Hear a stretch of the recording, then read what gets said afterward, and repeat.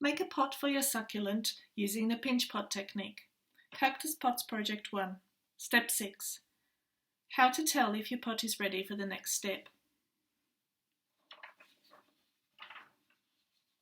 For your pot to be ready for the next step, it needs to be at the leather hard stage, like this pot in the middle. We also call this the cheese hard stage, and you can test whether your pot is at the right stage by pressing on it. It should feel like cheese, so like a block of rather hard cheddar.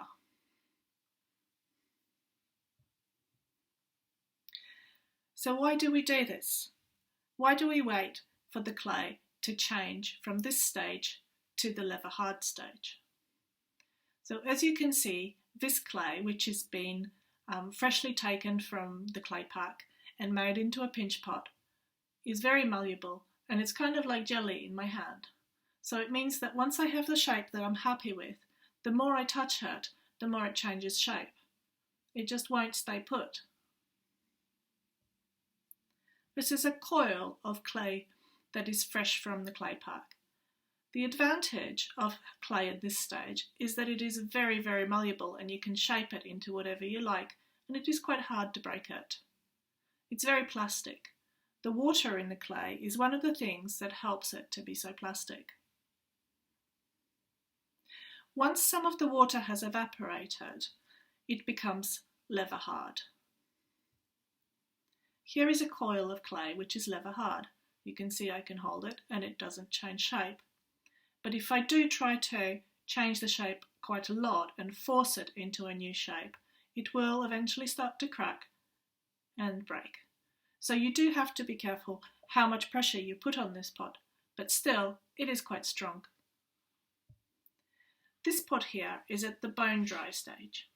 The bone dry stage is when it's ready for firing. As you can see, there is quite a colour difference. The bone dry pot is a lot whiter than the leather hard pot. If your pot is at the bone dry stage, when it comes out of the oven or when you next see it, you will not be able to do anything else to it. If you try to paint this, the surface can bloat and bubble.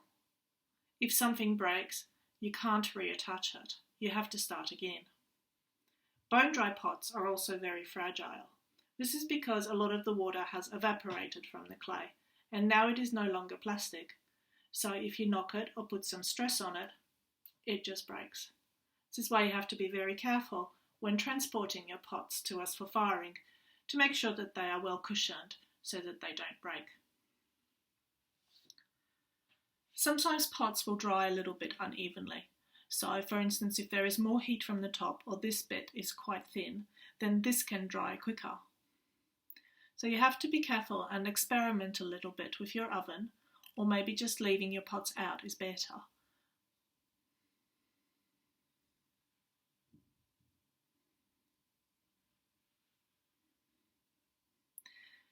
If there are bits of your pot that have got a little bit too dry, then you can fix it by putting a damp cloth over them.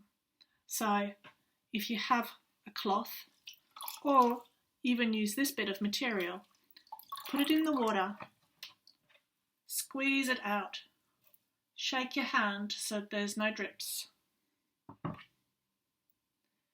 and then wrap your pot in the cloth and leave it in there for about 5 or 10 minutes and then check on it. Hopefully the water from the cloth will slowly go into your pot and revive it. It's not a good idea to do this with the bone dry pot, however. Because the water doesn't go evenly through the clay, it will just wet the surface, and what can happen is big bubbles and cracks appear on the surface. So if your pot has dried up this much and you still want to do something to it, I just suggest that you start again from this side.